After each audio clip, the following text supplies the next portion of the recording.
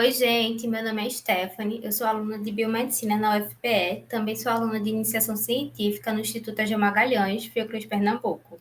Hoje eu venho apresentar um trabalho intitulado Como a importância do diagnóstico diferencial da leishmaniose tegumentar em humanos.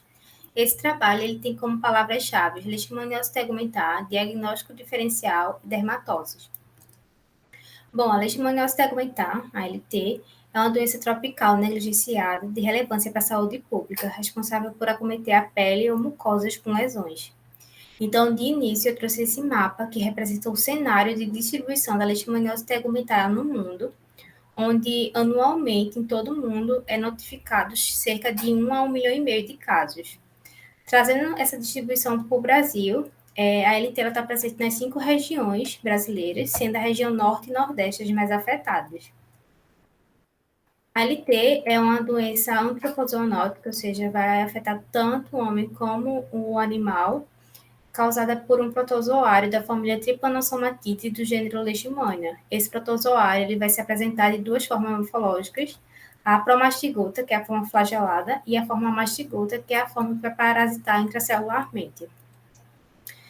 O parasita ele é transmitido, né, através de um vetor, que é o flebótomo fêmea, o mosquito palha, né, na hora do reparto sanguíneo. Desde que esse mosquito, essa fêmea, esteja infectada, ela vai fazer a transmissão para os hospedeiros, que no geral são mamíferos. O homem ele acaba sendo um hospedeiro acidental da doença e do parasito. Quanto às manifestações clínicas da LT, a gente tem 4 tipos. A LT localizada, que é uma lesão única, a lesão vai surgir no local da picada do inseto, do vetor no caso. A disseminada, onde o parasita ele vai se disseminar por uma via hematogênica ou linfática. A difusa, que ela está associada a uma resposta imunológica deficiente ou então a uma interrupção do tratamento. E a mucocutânea, que as lesões vão afetar as mucosas, nasal ou oral. Quanto aos métodos de diagnóstico, a gente tem 3 eixos principais. O epidemiológico, onde a gente vai fazer um levantamento de dados da região habitante desse paciente, para ver se é uma área endêmica ou não para leishmaniose. O clínico, onde a gente vai fazer a análise das lesões, a análise de sintomas e sinais, né? Vai observar se essa lesão é ulcerada, se tem borda, se é supurativa, se é seca, se é indolor ou não. E o laboratorial, onde a gente vai ter os métodos parasitológicos, com exame direto de cultura, sorológico com ELISA e imunofluorescência, e molecular com PCR e qPCR. Apesar de todos esses meios de diagnóstico para LT, né, a lesão em si, quando a gente vai fazer um diagnóstico clínico, analisando a lesão, ela pode se assemelhar com outras doenças de origens fúngicas, bacterianas, virais, inflamatórias, alérgicas. Então, é muito importante a gente se atentar no diagnóstico diferencial. Então, aqui eu trouxe imagem a título de exemplos de diagnósticos diferenciais para mostrar como as lesões elas podem se assemelhar. Então, aqui a gente tem de origem fúngica a esporotricose e paracoccidioidomicose, que são micoses sistêmicas, a sífilis e a hanseníase, que são de origem bacterianas, principalmente a sífilis secundária e terciária, a herpes zoster, que é de origem viral. Então, é bastante importante a gente se atentar ao diagnóstico diferencial quando está lidando com essas dermatoses. O objetivo do estudo vai ser destacar a importância do diagnóstico diferencial da LT frente à progressão e tratamento da doença. A metodologia utilizada foi feita uma pesquisa no portal PubMed com os descritores leishmaniose, diagnóstico diferencial e humanos, sem restrição linguística para os últimos 5 anos, de 2016 a 2020, em modelos humanos. Foi obtido um retorno de 130 artigos, dos quais 23 foram selecionados para revisão bibliográfica. Aqui estão as principais referências, né, utilizadas no trabalho. Quanto aos resultados, as características clínicas da LT, elas vão variar muito dependendo da espécie do parasito, dependendo da espécie de Leishmania que está infectando o hospedeiro e da própria resposta imunológica do hospedeiro. E quando essa resposta imunológica ela não for eficiente, a produção de anticorpo também não for adequada, a gente pode ter o desenvolvimento de formas atípicas. E essas formas atípicas, elas podem ser ditas, né, como erisipiloide, psoriaforme, lupoide, actinoide, esporotricoide, zosterforme e leishmaniose palpebral. Então, fazendo uma breve discussão sobre alguns tipos, né? O envelhecimento da pele e a fragilidade em pacientes idosos pode facilitar a propagação dos parasitas, no caso de LT erisipiloide. A LT psoriforme está associada à imunodepressão. Ela é frequentemente observada em pacientes que convivem com HIV.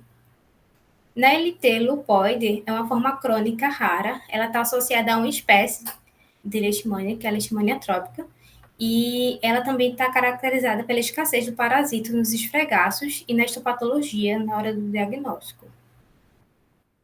A LT esporotricose no Brasil, ela está associada à Leishmania brasiliensis, que é a principal espécie circulante aqui no Brasil, e também está associada a mulheres de meia idade ou idosa.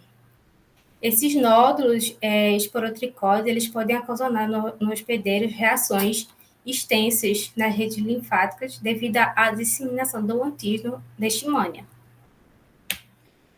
Bom, a certeza que a gente tem de um diagnóstico é encontrando parasito ou produtos deles nos fluidos biológicos dos hospedeiros. Só que a sensibilidade de cada método de diagnóstico ela vai variar dependendo da experiência do profissional, do serviço, do laboratório, do controle de qualidade, do equipamento, dos insumos utilizados, da espécie que está fazendo a infecção, a forma clínica e também da própria resposta imunológica do hospedeiro.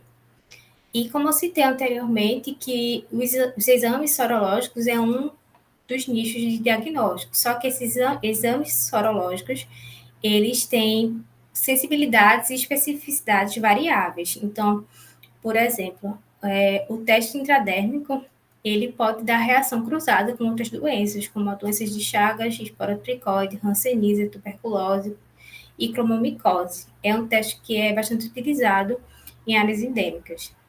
O ELISA, na pesquisa de anticorpo, ela tem sensibilidade variável, porque vai depender muito da resposta imune do hospedeiro, se essa produção de anticorpo vai ser adequada ou não.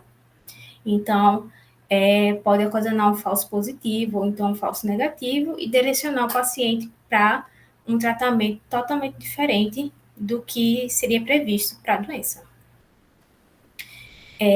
Outros fatores no diagnóstico, eles devem ser considerados, né?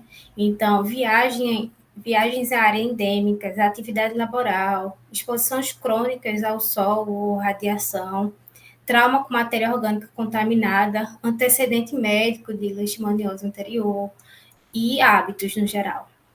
Por fim, um diagnóstico final assertivo ele vai ser crucial tanto para o profissional de saúde como para um paciente. É ele que vai conduzir uma abordagem terapêutica adequada e vai prevenir morbidades e a mortalidade de pacientes.